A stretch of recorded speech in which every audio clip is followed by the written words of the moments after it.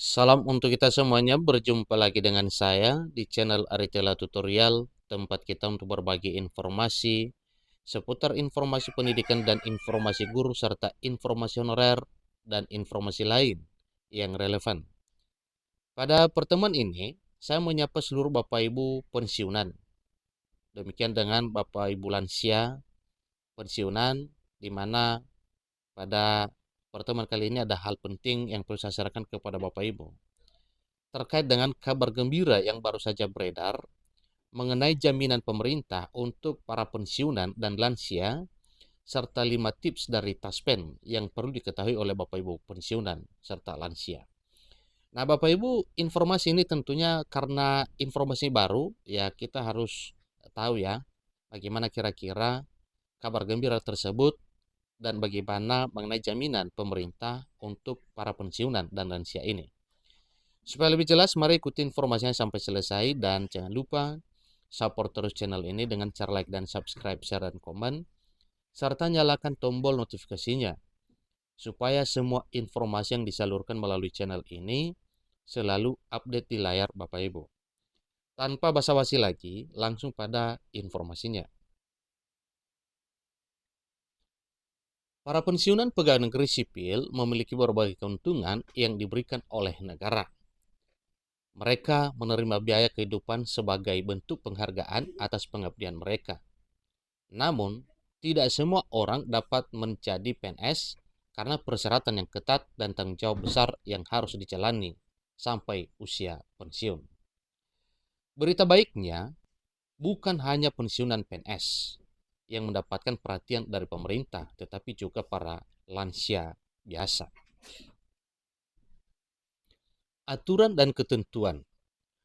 Pemerintah Indonesia mengeluarkan peraturan pemerintah nomor 28 tahun 2024 terdapat di pasal 65 ayat 3 yang mengatur bantuan sosial untuk lansia yang hidup sendiri atau terlantar.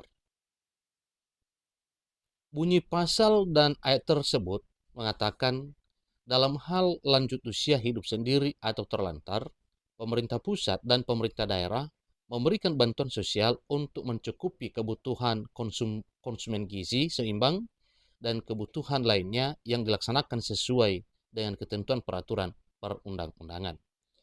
Seterusnya Bapak Ibu mengenai kelompok lansia penerima bantuan. Jadi ini ada ketentuannya Bapak Ibu ya. Sehingga berdasarkan peraturan perundang-undangan dikelompokkan para lansia penerima bantuan. Yang pertama, lansia dengan disabilitas. Lansia yang menghadapi tantangan fisik atau mental memerlukan perawatan dan dukungan tambahan. Program bantuan ini akan memastikan kebutuhan dasar mereka bisa terpenuhi dan memudahkan akses terhadap layanan kesehatan dan fasilitas lainnya. Yang kedua, lansia berumur 60 tahun ke atas. Lansia yang berusia 60 tahun ke atas akan menjadi salah satu kelompok prioritas penerima manfaat. Usia ini sering menandai fase kehidupan di mana individu mungkin mengalami penurunan kesehatan dan kemampuan fisik, sehingga memerlukan dukungan tambahan untuk menjalani kehidupan sehari-hari dengan nyaman. Yang ketiga, lansia yang hidup sendirian. Banyak lansia yang hidup sendirian, baik karena kehilangan pasangan hidup maupun alasan lainnya. Program ini memberikan perhatian khusus kepada mereka yang tidak memiliki dukungan keluarga atau sosial yang memadai. Hal ini bertujuan untuk memastikan mereka tidak merasa terisolasi dan mendapatkan bantuan yang mereka butuhkan. Seterusnya, informasi penting bagi para pensiunan PNS.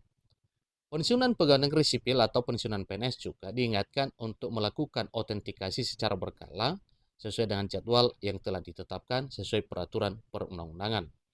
Autentikasi ini penting untuk memastikan data penerima gaji tetap akurat dan terverifikasi.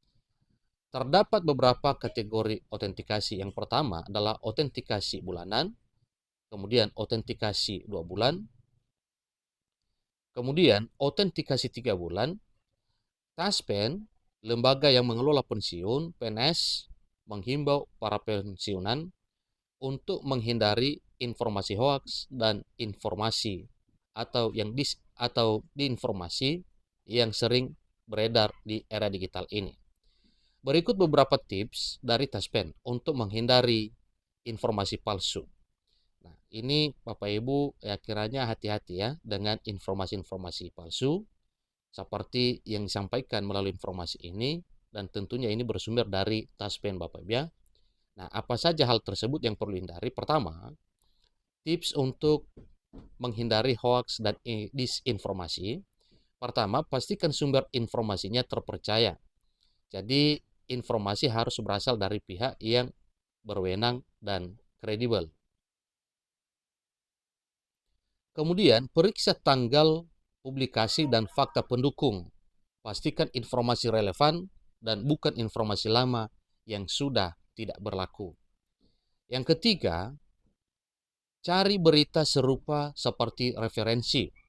Periksa informasi serupa dari berbagai sumber terpercaya untuk memastikan kebenarannya. Yang keempat, hati-hati dengan gambar dan video editan. Teknologi memudahkan siapa saja untuk menyunting gambar atau video. Yang kelima, waspadai judul clickbait. Berita palsu seringkali menggunakan judul sensasional untuk menarik perhatian, tetapi isi berita tidak sesuai dengan judul. Dengan adanya peraturan ini, pemerintah memastikan bahwa tidak hanya pensiun dan PNS yang mendapatkan perhatian, tetapi juga para lansia biasa. Nah, Bapak Ibu, itulah informasi penting yang barusan saja di-share ya. Ini supaya menjadi satu hal yang perlu diketahui oleh Bapak Ibu, betapa pemerintah memperhatikan nasib para pensiunan PNS, demikian juga dengan para lansia.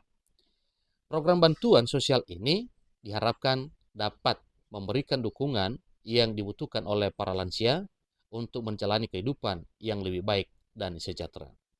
Demikian informasinya, juga dengan informasi lain yang mana ada 5 tips tadi yang telah disampaikan untuk menghindari hal-hal yang sifatnya merugikan, termasuk informasi palsu. Kiranya Bapak Ibu pensiunan PNS dan para lansia berhati-hati dengan hal tersebut. Satu hal yang perlu diperhatikan mengenai informasi. Apabila informasi tersebut tidak sesuai dengan sumber aslinya atau tidak bermanfaat, maka Bapak Ibu tidak perlu dengan memperhatikan informasi tersebut dan hal tersebut boleh diabaikan. Demikian informasinya. Sampai ketemu informasi berikutnya. Terima kasih.